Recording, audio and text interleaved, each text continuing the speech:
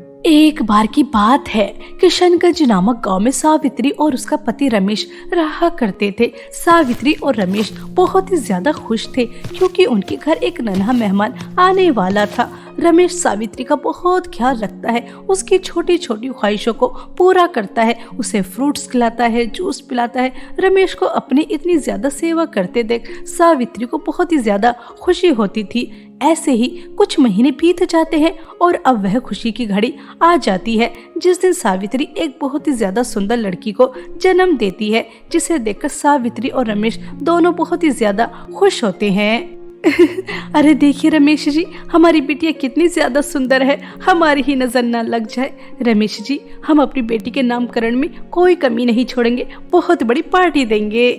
इस तरह से दोनों पति पत्नी बहुत ही ज्यादा खुश थे। उनकी खुशी का कोई ठिकाना नहीं था कि उनके घर इतनी ज्यादा सुंदर बेटी आई है और दोनों अपनी बेटी के नामकरण के लिए बहुत बड़ी पार्टी देते हैं। सभी रिश्तेदार आते हैं, आस पड़ोस आता है, ऑफिस के दोस्त आते हैं और सब बहुत एंजॉय करते हैं और दोनों की बेटी का नामकरण हो जाता है। उसका नाम सपना रखा जाता है। सावित्री और रमेश की सपना इकलौती बेटी थी और ऊपर से इतनी ज्यादा सुंदर थी जिस वजह से वह अपनी बेटी से बहुत ही ज्यादा प्यार किया करते थे और अपनी बेटी की हर ख्वाहिश को चुटकियों में पूरा किया करते थे और इसी लाड प्यार में सपना बड़ी हो जाती है। अरे अरे सपना बिटिया, यह क्या तुमने मेरी शादी का लहंगा पहन रखा है? मम्मी, आप जानती है ना मुझे लहंगे पहनने का कितना ज्यादा शौक है। मैंने अपने जितने लहंगे खरीदे थे वो सब मैं पहन चुकी हूँ, एक बार नहीं कई बार। अब उन्हें पहन पहन कर बोर हो चुकी हूँ। आज मेरी दोस्त का बर्थडे है, सोचा आपका ये लहंगा पहन लेती हूँ। देखिए बिल्कुल फिक्स आया है, लग ही नहीं रहा कि मैंने आपका लहंगा पहना है। अरे बेटा, वो बात तो ठीक है, जब मेरी शादी हुई थी तब मैं तुम्हारी ही तरह पतली थी, वो तो बस अब मैं थोड़ी मोटी हो गई। सपना बेटा, तुम्हारी मौसी का फोन आया था, उनके गांव में बहुत बड़ा मेला लगा है। हम सोच रहे थे कि मेला घूमने चलते, अपने दोस्त के यहाँ से थोड़ी जल्दी आ जाना। नहीं नहीं मम्मी यार, मैं पार्टी से जल्दी नहीं आऊंगी, रात को देर हो जाएगी। और हाँ, मौसी के यहाँ हम कल चलेंगे, ठीक है? ठीक है बाबा, ठीक है, तुम्हारी जिद के आगे कौन जीत सकता है। तुमने कह दिया देर से आओगी तो बस तुम देर से ही आओगी। सपना अपने मम्मी पापा से मिलकर अपने दोस्त के यहाँ बर्थडे पार्टी में चली जाती है और वहाँ जाकर अपने दोस्त के बर्थडे पार्टी में बहुत एंजॉय करती है। सभी दोस्त पार्टी एंजॉय कर कर अपने अपने घर जा रही थी। तभी सपना की एक दोस्त सपना से कहती है, अरे यार सपना, कल का तेरा क्या प्लान है? हम सोच रहे थे कि हम सभी दोस्त कहीं घूमने चलते। कुछ नहीं यार, कल मैं मेरे मम्मी पापा के साथ मेला घूमने जा रही हूँ। मौसी के यहाँ पर बहुत बड़ा मेला लगा है। वैसे यार, तुम में से किसी ने भी मुझे कॉम्प्लीमेंट नहीं दिया कि मैं मेरी मम्मी का लहंगा पहनकर कैसी लग रही हूँ।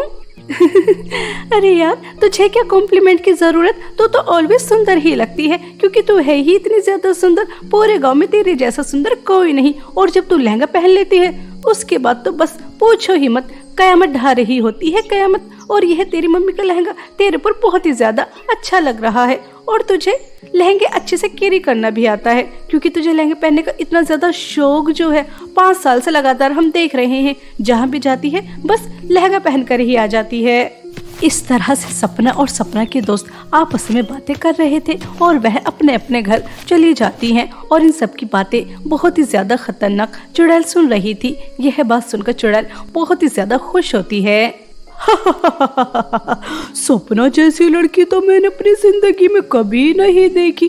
यह कितनी ज्यादा सुंदर है और सुंदर होने के साथ साथ इंटेलिजेंट भी, और ऊपर से जो मुझे चाहिए वो भी इसके पास है, लहंगे पहनने का शौक। अब मुझे सुंदर होने से और इस दुनिया पर राज करने से कोई नहीं रोक सकता। क्यों मेरे प्यारे आईने, मैंने सही कहा ना? जी हाँ, चुड़ैलों की सरदार अवंतिका चुड़ैल, आपने बिल्कुल ठीक कहा। मुझे समझ में आ गया है कि अब आप क्या करने वाली हैं। अब आप एक विनाशकारी काला लहंगा बनाने वाली हैं काली शक्तियों से, और उस विनाशकारी काली शक्तियों से बने काले लहंगे को आप पहनाने वाली हो उस बेचारी मासूम सुंदर सपना को। इस तरह से चुड़ैल अपने आईने से बातें कर रही थी और वह अपनी गुफा में जाती है और अपनी काली शक्तियों से बहुत ही ज्यादा खतरनाक काला लहंगा बनाती है और वह उस मेले में छोड़कर आ जाती है जहां पर सपना अपने मम्मी पापा के साथ जाने वाली थी। और अगले दिन सपना अपने मम्मी पापा के साथ मेला घूमने जाती है। सपना पूरे मेले में घूम लेती है, तभी उसे लहंगे की एक शॉप दिखाई देती है जिसके पास वह विनाशकारी काला लहंगा रखा था। काला लहंगा सपना को बहुत ही ज्यादा अच्छा लगता है और वह अपनी मम्मी से उसे खरीदने को कहती है। अरे नहीं नहीं बेटा, यह लहंगा मुझे ज्यादा अच्छा नहीं लग रहा। और काला लहंगा क्या कोई पहनने का कलर है? अगर तुम्हें लहंगा पहनना ही है तो पीला, नीला, लाल, हरा इतने प्यारे प्यारे कलर होते हैं, उस कलर का लहंगा पहन लेना। चलो दूसरी शॉप से मैं तुम्हें लहंगा दिला देती हूँ। नहीं नहीं नहीं नहीं, मैंने बस आपसे कह दिया तो कह दिया, मुझे सिर्फ यही लहंगा चाहिए और यह लहंगा मुझे बहुत ही ज्यादा प्यारा लग रहा है। यह काला लहंगा मेरे गोरे रंग पर और भी ज्यादा अच्छा लगेगा। प्लीज मम्मी दिला दीजिए ना। पापा देखिए ना, मम्मी मुझे ये लहंगा नहीं दिला रही, मुझे बहुत ही ज्यादा पसंद आ रहा है यह काला लहंगा। सपना की जिद के आगे सावित्री और रमेश हार जाते हैं और सावित्री अपनी बेटी को वह लहंगा दिला देती है जो उसे बिल्कुल भी पसंद नहीं आ रहा था। सपना वह लहंगा खरीदकर बहुत ही ज्यादा खुश होती है और यह सब देखकर चुड़ैल भी जिस मकसद के लिए उसने वह लहंगा बनाया था वह मकसद अब उसे पूरा होता नजर आने लगा था। सपना वह विनाशकारी लहंगा खरीदकर अपने घर आ जाती है और घर आने के बाद जैसे ही वह लहंगा पहनती है और खुद को आईने में देखती है तो वह बहुत जोर से चिल्लाती है, क्योंकि जैसे ही वह लहंगा पहनती है तो उसके रूम की चीजें उड़ने लगती हैं और वह दिखने में बहुत ही ज्यादा डरावनी लग रही थी। अरे सपना बिटिया, क्या हुआ? तुमने तो हमारी जान ही निकाल दी थी, तुम इतनी जोर से क्यों चिल्लाई? अरे बेटा, मैं तुम्हारे शौक का क्या करूं? रात में ही यह काला और भयानक लहंगा पहन लिया, जरूर इसे पहनकर ही डर गई होंगी।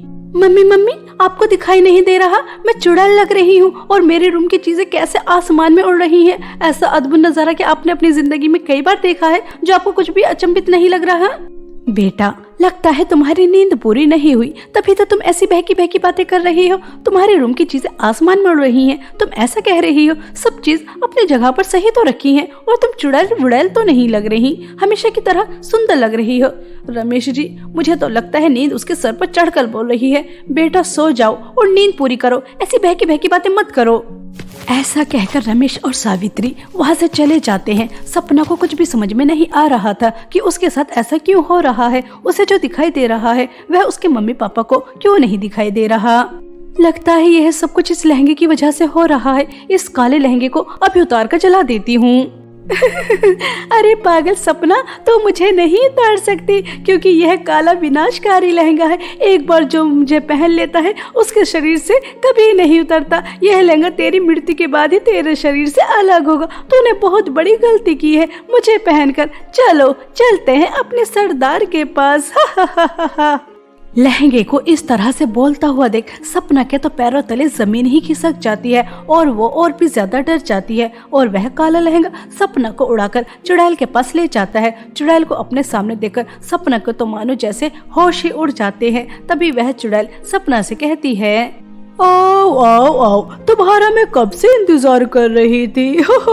देखो मेरे प्यारे साथी आए ने, यह लड़की मेरा विनाशकारी काला लहंगा पहनकर कितनी ज्यादा सुंदर लग रही है। चलो अब तुम इसे अपने अंदर ले लो ताकि यह सारी बातें भूल जाए और हम जो इससे करवाना चाहते हैं वो आसानी से कर सके। चुड़ैल के इतना कहते ही वह आईना सपना को अपने आईने के अंदर ले लेता है और कुछ समय बाद सपना उस आईने के अंदर से बाहर निकलती है तो वह चुड़ैल की गुलाम बन जाती है और उससे कहती है, चुड़ैलों की सरदार अवंतिका, बताइए आपका क्या हुक्म है, मैं आपके लिए क्या कर सकती हूँ। और मुझे सुंदर होने से कोई नहीं रोक सकता। सुनो, तुम्हें जहाँ पर भी सुंदर लड़कियों की शादी होती हुई नजर आए वहाँ से तुम्हें सुंदर दुल्हन को उठाकर मेरे पास लेकर आना होगा और उस शादी में इस विनाशकारी काले लहंगे की काली शक्तियों से सब कुछ तहस नहस कर देना होगा। अब मैं अपने मकसद से सिर्फ 2 कदम दूर।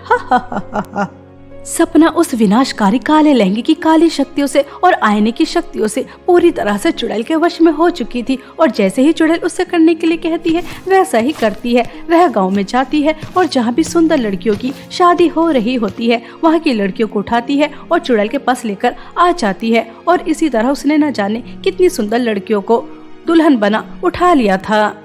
और कोई हुक्म चुड़ैलों की सरदार अवंतिका? मेरे पास 9 दुल्हन आ चुकी हैं, एक और दुल्हन की कमी है। उसके बाद तुम इन सब की सुंदरता इस लहंगे के अंदर लोगी और यह सब बहुत ही ज्यादा बदसूरत हो जाएंगी। और फिर इस लहंगे को पहनकर मैं इन सब का खून पी लूंगी और मैं हो जाऊंगी सर्वश्रेष्ठ शक्तिशाली सुंदर चुड़ैल। अब तुम्हें एक और दुल्हन को लेकर आना होगा, उसके बाद हमारा मकसद पूरा हो जाएगा। सपना चुड़ैल के पास से अपने घर वापस आ जाती है और वहीं दूसरी तरफ गांव में हाहाकार मच रहा था और गांव के सभी लोग सपना के घर के बाहर आकर खड़े हो जाते हैं और सावित्री से कहते हैं, सावित्री बहन, तुम्हारी बेटी हमारे गांव के सुंदर दुल्हनों को उठा कर लेकर जा रही है और जो भी उसके सामने आता है तो वह उसका बुरा हाल कर देती है। आखिर तुम्हारी बेटी कौन सा काला जादू कर रही है? अब तक न जाने हमारे गांव की कितनी दुल्हन गायब हो चुकी हैं और वह तुम्हारी बेटी ही कर रही है। अरे बहन, गांव की दुल्हन गायब होने का दुख तो मुझे भी है, लेकिन तुम मेरी बेटी के ऊपर इल्जाम नहीं लगा सकती। मेरी बिटिया ऐसा क्यों करेगी? वो तो हमें भी नहीं पता कि तुम्हारी सुंदर बिटिया ऐसा क्यों कर रही है, लेकिन तुम्हारी बिटिया ऐसा ही कर रही है और पूरा गांव जानता है। तुम्हें पता नहीं क्यों अपनी बेटी के काले करतूत नहीं जानती? ऐसा कहकर वह सभी सावित्री को एक एक कर सपना की बातें बताते हैं, जिसे सुनकर सावित्री और रमेश हक्के बक्के रह जाते हैं कि सपना ऐसा कर सकती है। तभी सावित्री, रमेश और गांव के सभी लोग एक बहुत ही ज्यादा ज्ञानी शक्तिशाली बूढ़ी औरत के पास जाते हैं और उसे सब बताते हैं, जिसे सुनकर वह बूढ़ी औरत कहती है, अच्छा समझ गई। सावित्री, जरूर तुम्हारी बेटी बहुत ही ज्यादा सुंदर होगी और उसे लहंगे पहनने का भी शौक होगा, तभी तो उस अविंतिका चुड़ैल ने तुम्हारी बेटी को चुना है। उसने तुम्हारी बेटी को विनाशकारी काला लहंगा पहना दिया, जिसे पहनकर तुम्हारी बेटी पूरी तरह से उसके वश में हो चुकी है। जैसा वो कहती है वैसा ही करती है। तुम्हारी बेटी की जान खतरे में तो है ही, साथ में वह चुड़ैल उस विनाशकारी लहंगे की मदद से पूरी दुनिया में तबाही मचा देगी। अगर वह सुंदर हो गई तो कोई उसके कहर से बच नहीं पाएगा, पूरी दुनिया को काली बदसूरत बना देगी। हमने आपके बारे में बहुत सुना है, हमारे गांव को, मेरी बेटी को बचा लो उस चुड़ैल के, उसके काले विनाशकारी लहंगे से हम सबको बचा लो। क्या कोई उपाय नहीं है उस चुड़ैल से बचने का?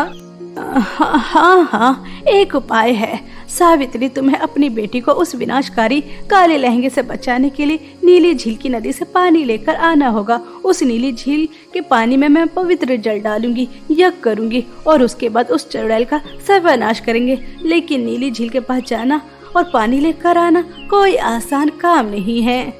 सावित्री को अपनी बेटी को, गांव वालों को चुड़ैल से बचाना था, इसलिए वह नीली झील से पानी लाने के लिए तुरंत तैयार हो जाती है और वह बहुत ही ज्यादा कठिनाइयों का सामना कर नीली झील का पानी लेकर आ जाती है। और उसके बाद वह बूढ़ी औरत यज्ञ करती है और उस पानी के अंदर पवित्र जल डालती है और सभी इकट्ठा होकर सपना का पीछा करते हैं। सपना की मदद से सभी गाँव वाले और वह बूढ़ी औरत चुड़ैल की गुफा तक पहुँच जाते हैं। और जैसे ही सपना उन सभी 10 दुल्हनियों की सुंदरता काले लहंगे के अंदर ले रही होती है, तभी वह बूढ़ी औरत उस चुड़ैल के ऊपर पवित्र जल फेंक देती है और वह चुड़ैल जलकर राख हो जाती है। और उसके बाद वह बूढ़ी औरत सपना से कहती है, बेटा, तुम्हारे सामने जो यह चुड़ैल का आईना है, इसे तोड़कर चकनाचूर कर दो और अपनी आंखें बंद कर यह 3 बार मंत्र पढ़ो तो यह विनाशकारी काला लहंगा एक पवित्र लहंगे में बदल जाएगा।